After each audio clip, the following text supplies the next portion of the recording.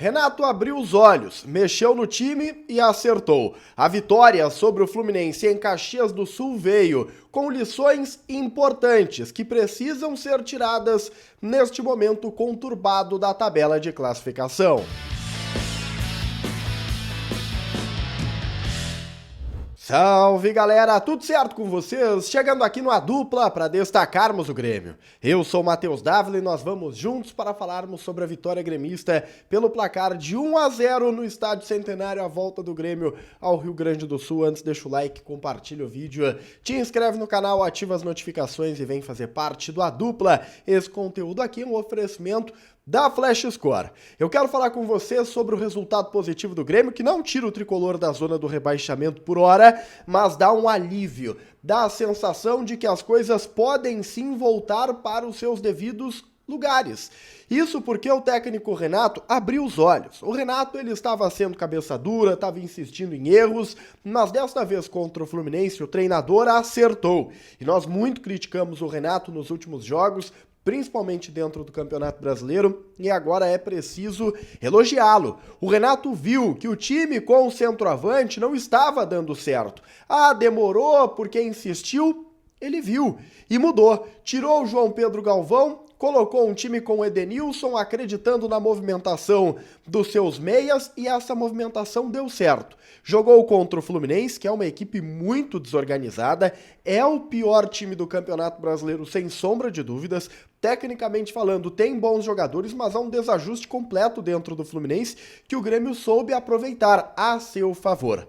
Tanto que, se nós pararmos para olhar os números, e eu fazia isso, estava acompanhando no Flash Score, existe uma diferença muito clara do Grêmio do primeiro tempo para o segundo tempo, tá? O Grêmio, ele dominou no primeiro tempo, teve mais posse de bola, teve mais oportunidades de gol. Só para vocês terem uma ideia, o Grêmio teve 54% de posse de bola contra 46% na primeira etapa. E isso virou no segundo tempo, tá? No segundo tempo, o Fluminense foi dominante, foi 60-40, e o Grêmio ganha justamente no segundo tempo. Não é sobre posse de bola, é sobre aproveitar as oportunidades. Porque o Renato, ele foi para um esquema com o falso 9 e acreditou muito nos meias pisando na área, nos meias finalizando. Isso aconteceu, mas precisa melhorar. Quando eu falo que é uma vitória importante, mas uma vitória para tirar lições, é que a ideia do Renato de um time com o falso 9, ela deu certo, mas ela precisa ser melhorada. O Grêmio teve mais imposição, o Grêmio teve mais domínio, o Grêmio teve algumas ultrapassagens,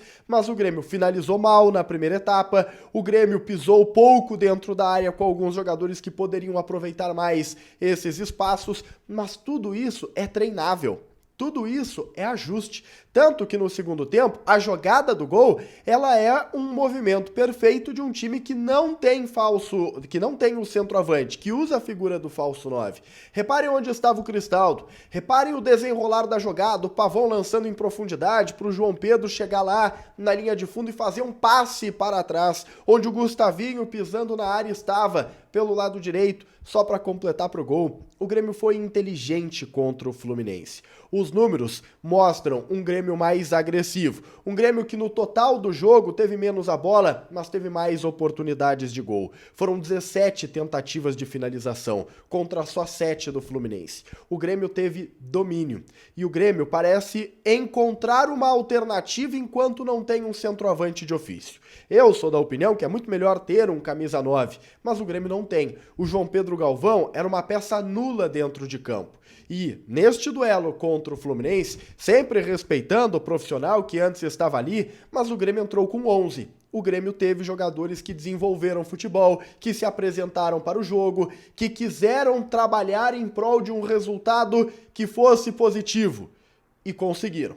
Mérito do jogador, evidentemente, ou dos jogadores, mas mérito também do treinador que conseguiu abrir a cabeça e perceber a necessidade de um esquema diferente. O melhor em campo, tá? Nesse duelo, para mim, sem sombra de dúvidas, foi o Dodi. mais uma vez, que levou o terceiro cartão amarelo. Eu lamento muito, tá? O Dodi é um jogador que hoje é titular, indiscutível, o Vilhaçante vai voltar, mas o Dodi tem que jogar. O que o Renato vai fazer, eu não sei. Se vai tirar o PP, se vai... não sei, não me interessa. É Dodi mais o Vilhaçante e a construção do meio-campo do Grêmio, nenhuma dúvida.